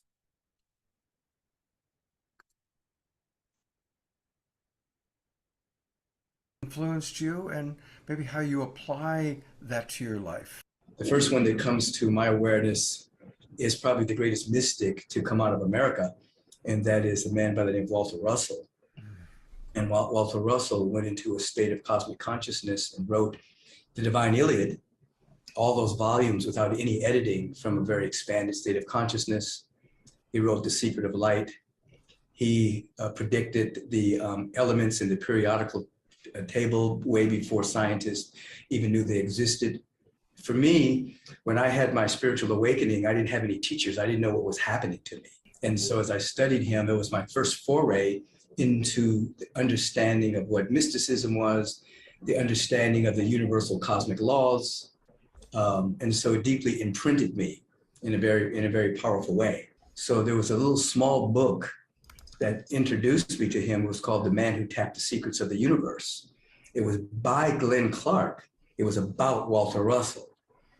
And then that led me to reading another small little book called The Man Who Talked with Flowers. And that was about the great mystic known as George Washington Carver. And most people thought that George Washington Carver was a scientist, or that they understood him from his the efficacy of the peanut and things of that. But that didn't even cover who George Washington Carver was. And so that led me to understand that George Washington Carver was a full-blown mystic who would go out at 4 o'clock in the morning and ask Mother Nature and ask the presence of God the usefulness of particular plants or the soil or the earth. And the plants would reveal to him their efficacy and their secrets. And then he would go into his laboratory and prove what he had gleaned through his mystical connection to Mother Nature. Most of the great ministers that were coming out at that particular time, he was their teacher. But they had to meet with him at night because he was a Black man, and it was forbidden for a Black man to teach white men anything. And then the other great teacher was Howard Washington Thurman. He was a great Christian theologian mystic. And he ended up writing this treatise called Jesus and the Disinherited. And he began to teach the teachings of Jesus and how the teachings of Jesus apply to everyone. White, Black, rich, poor, woman, man. And at the end of this treatise, he writes, I'm no longer necessarily a follower of Christianity. I'm a follower of the teachings of Jesus. So he separated himself from Christianity as it was at that time and followed the teachings of Jesus. And because of that, in many circles, he was labeled a heretic and shunned by the Christian religion. And he ended up starting a church in San Francisco called the Church of All People, which was the first integrated Christian church in America. He loved Emerson, he loved Thoreau, he loved, the great mystics of the ages, and still embraced the teachings of Jesus. So he was a great influence of me, because he was able to not only embrace the cosmic awareness of Jesus, but he was able to bring into the darkest moments, into moments in which humanity was walking through, and bring light to there without denying tragedy, without denying loss, without denying death, without denying disease that human beings walk through. He was able to bring into those dark moments this great teaching of this great teacher, Jesus. Sri Aurobindo out of India came into my life. He was very influential in my thinking and in my articulation. I even went to India. I went to Oroville in India. Sri Aurobindo was a cohort of Gandhi, and they were seeking to free themselves from the shackles and the oppression of Great Britain. And when Sri Aurobindo was jailed with Gandhi many times, one of the times in which he was jailed, he went into full-blown cosmic consciousness. And when he came out, he told Gandhi that, he was still with him, but that he was being called into another way of freeing humanity, and that was through spiritual teachings. I met Dr. King. I was a small boy, and he was doing a West Coast fundraising tour for SCLC, Southern Christian Leadership Conference. And my mother took me to Holman's Methodist Church to hear him speak. I was 9 or 10 years old. Wow. So after he spoke, I met him, we shook hands. I remember saying to my mother, wow, he has such soft hands. And she said, well, he does a different kind of work, baby, And then subsequently, when he was assassinated, it impacted me to want to make a difference on the planet. And then his articulation of what agape love was infused my soul with an understanding of unconditional love and the love of God operating in the human heart. Dr. Thurman was a great teacher of Martin Luther King Jr.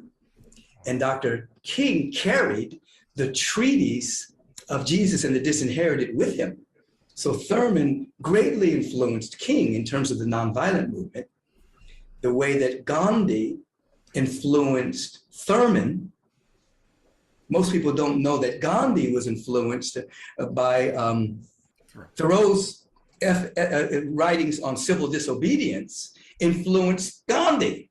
Gandhi influences Thurman. Thurman brings it back to Dr. King. You know, I wear Dr. Thurman's robe when I speak at Rankin Hall at Howard University. They allow me to wear his robe when I'm speaking. When I first met Dr. Lawrence Carter, who is a powerful being at Morehouse College, he runs the Martin Luther King Chapel there. When he came to see me speak at Agape, the first thing that Lawrence Carter said was, wow, you're more Thurman-esque than Thurman, because he knew Dr. Thurman. Because of the one, trans-denominational is what we call ourselves. Two, everybody was at Agape, doesn't, you know, race, creed, color, sexual orientation, you know, whatever, it's all there. So I think I picked up on that, but I was also raised that way. You know, my mother's house was a hub of a lot of the civil rights movement as growing up. And we would meet at the house and we would decide which stores we were going to picket in order to bring about justice to people of color and wages and things like that. But in my mother's home, you know, when we would meet, there were white people, black people, Jewish people, straight people, gay people. It was all a part of the gestalt of me growing up. So a lot of things that people had to grow into. I didn't have to grow into that because that was just a part of my upbringing.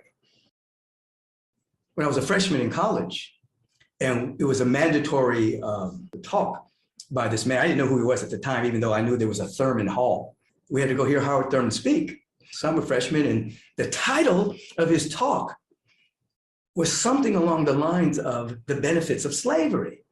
So I'm 17 years old, I'm revolutionary, I'm activist minded, and I'm thinking, what, this old guy is talking about the benefits of slavery? What is he going to tell me? So me and my cohorts, we go in there and we sit like in the middle, third, fourth row back. We wanted to be right there and hear what this guy had to say. So after this long introduction about who he was, you know, he begins to speak in a very slow cadence.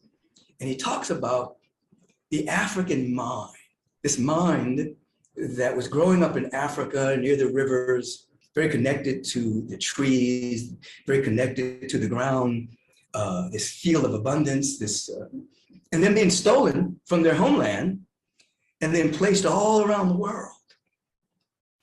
And that this capacity to have a deep sense of compassion, a deep sense of forgiveness, a deep sense of love from a field of abundance, not scarcity, was now spread all around the world for such a time as this. And that perhaps, of course, slavery was not a good thing.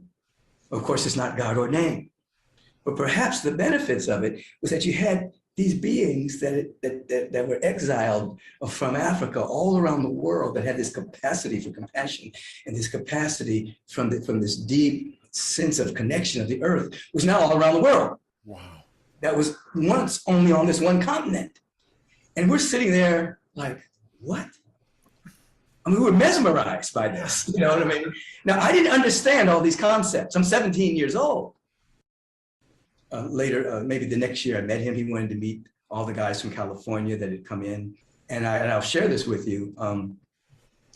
We had all dropped a tab of acid. We didn't know we were going to meet Howard Thurman that night. And we were on our way to get something to eat. And people caught up with us and says, Dr. Thurman wants to meet with you guys. You know, he wants to meet with the guys who have been recruited from the big cities to the South to come to the school, Morehouse College, which Dr. King was an alumni of, which is why I went there. And I said, oh no, I don't want to meet him now. I dropped a tab of acid. I don't want to meet Dr. Thurman like this, but inevitably we got to meet him. And I remember he was down the hall and I'm, as they say back in those days, you know, I was peaking on the acid. The closer I got to him, the more sober my mind became. And by the time I got in his presence, the clarity, the articulation, I didn't feel like I was on acid at all. It was just in a very clear space. And we had a great conversation, told him about my experience at Morehouse, He was checking in on us and had some great conversation. Shook his hand. He went his way, we went ours. And the further I got away from him, the more the effects of the acid began to take over again. It was amazing. It was like in his presence, it was nothing. Out of his presence, it was like I could see trails. I remember sitting on the curb that night, watching the trails of cars go by, thinking about that phenomenon. Why did the clarity and the insight, why did that happen in his presence? And then when he left, the acid took its toll. It was, again, years later, I'm aware of somebody's presence. I'm aware of the energy that people carry, you know. But I'll always remember that. Yeah, I mean, I don't do any drugs at this time in my life, and the last 40 years have not. There is something that is greater than even the high of this drug. Yes, he wasn't just an academician about mysticism. You know, he was having an encounter with the presence, and that carried a frequency and a vibration of love and joy and generosity and compassion that would emanate through his voice, you know. And even though I didn't meet a Walter Russell, I know he carried that frequency as well, though I didn't get to meet George Washington Carver. Yeah, it would be Carver and Sri Aurobindo. Sri Aurobindo really spoke about the potential of humanity being a God-man or God-woman and the inner visioning. I don't know if he used that language, but I remember in studying him, it impacted me. And I became very aware that it's really about the expansion of consciousness.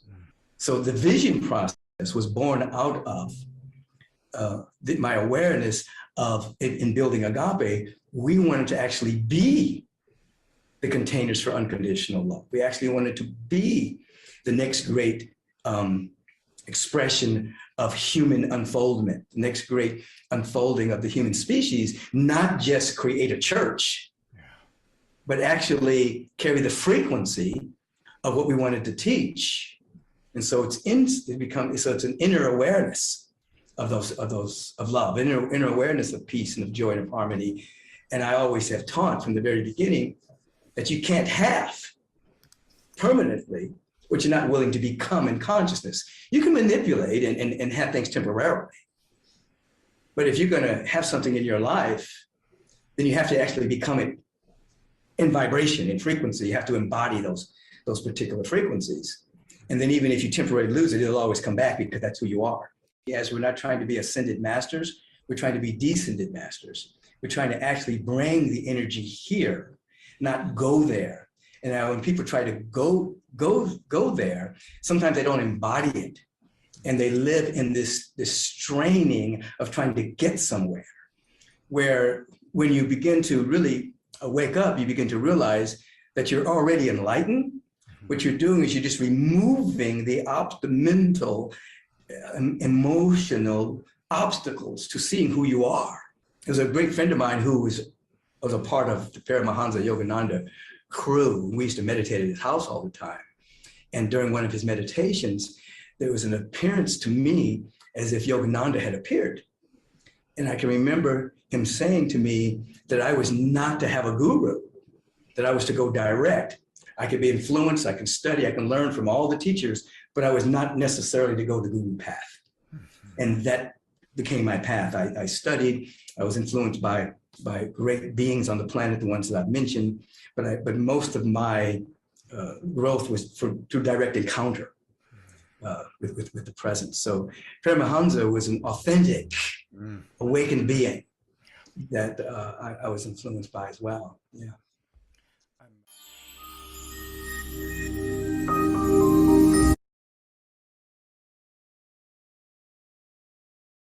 That was interesting, wasn't it?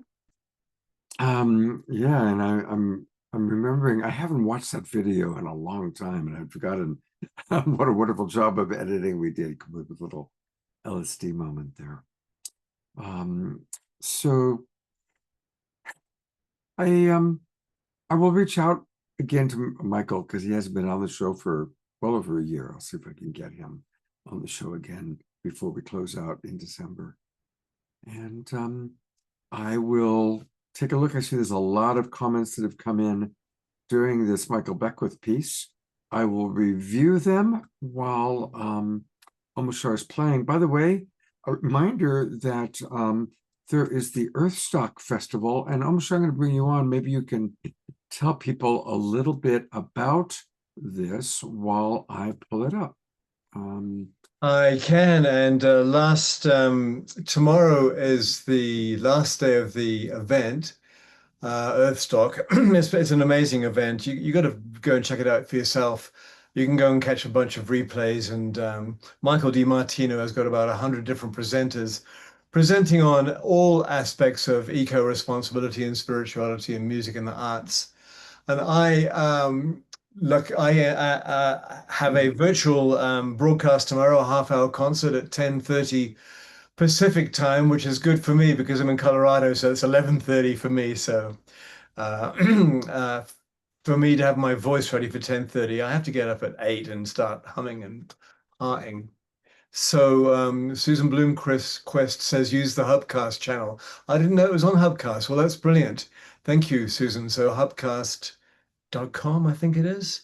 And as Scott is talking about the potential for this format of this show, which has been holding us all in this wonderful womb, we all feel when there's a potential of something ending that we're going to lose out. I'm not too sure what it is within me, because it presses something.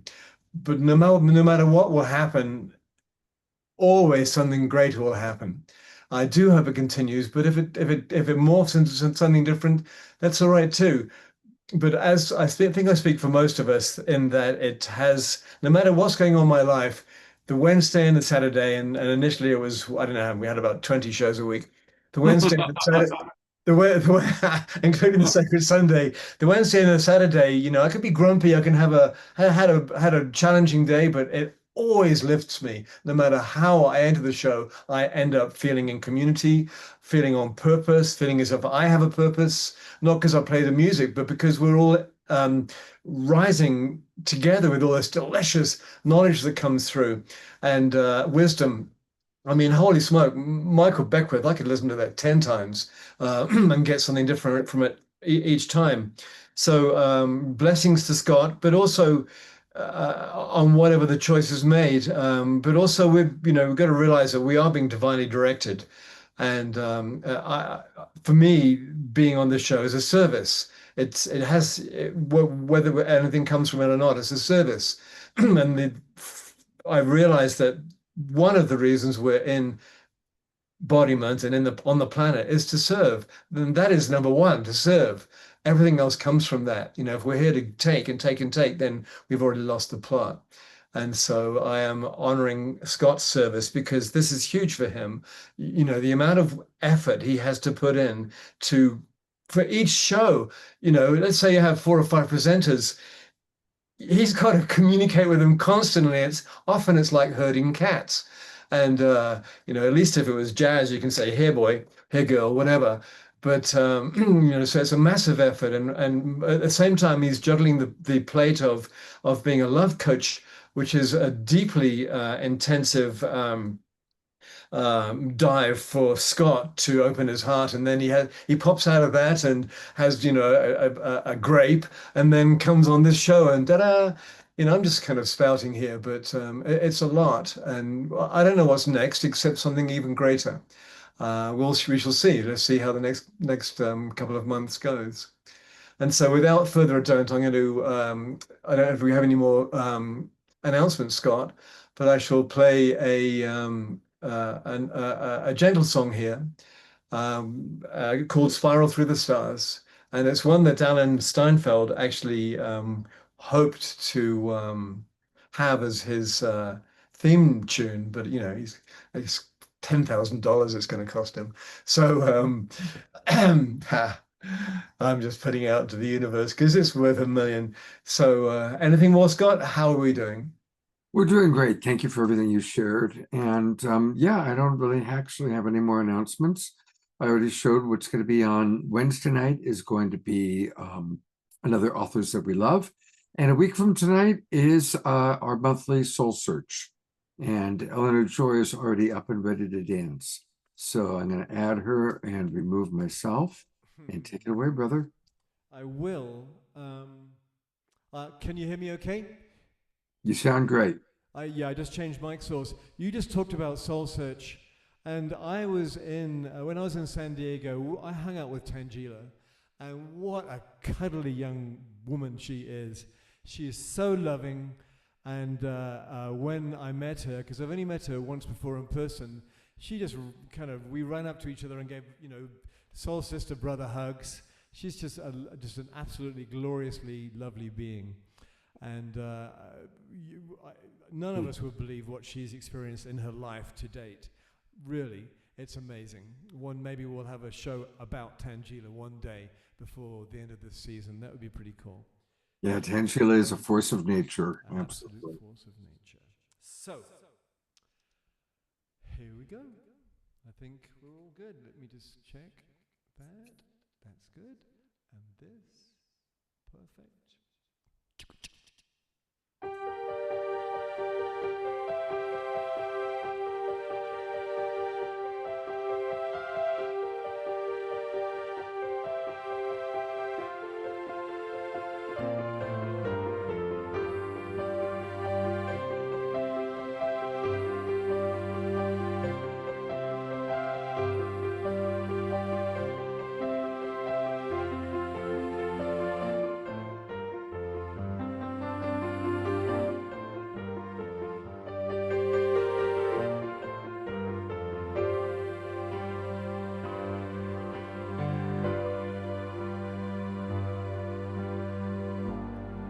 This tale I tell, it has no ending. I'd like you to know we are all on an incredible journey, a traveling show. I've been looking at you in your homeland, watching you grow, weaving light into creation, a heavenly glow. I have been inside you for so long, I will be with you forever. Come with me, let's spiral through the stars.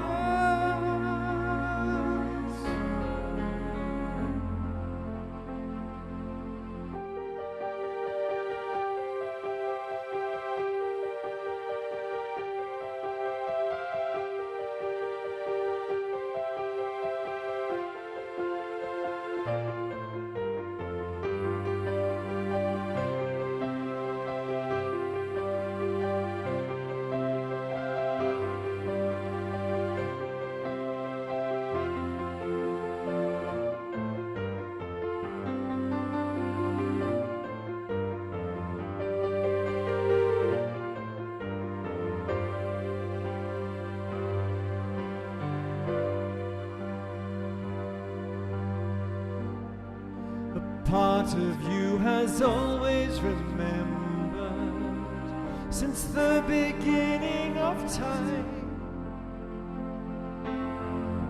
Through your hearts you felt my presence,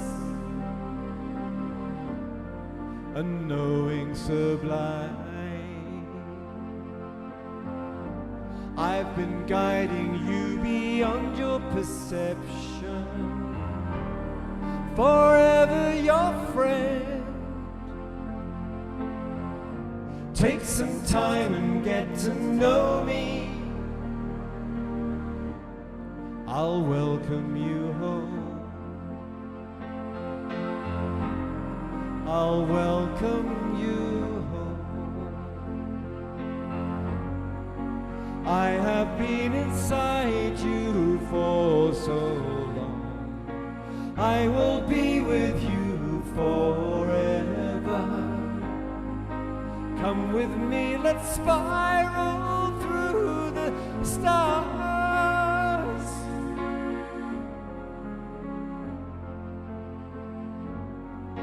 We have been inside you for so long. We will be with you forever. We'll come with you and spiral through the stars.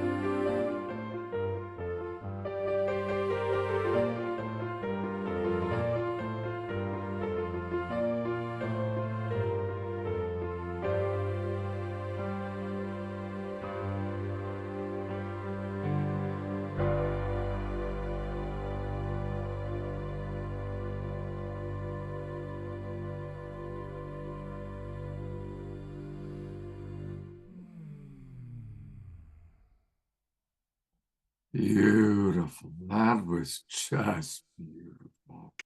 Thank Thank you. you so much. Yeah, I felt it too. Yeah. Thank you. Thank you, brother. And thank you, everybody. I'm going to go to gallery view one last time.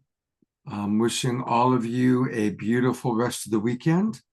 Tomorrow is Sunday. Make it a sacred Sunday by choosing to see the divine in all. And let's keep those prayers going for Gaza and all the places where suffering is taking place in the world. And I hope to see you all on Wednesday night. Good night, everybody. Take care.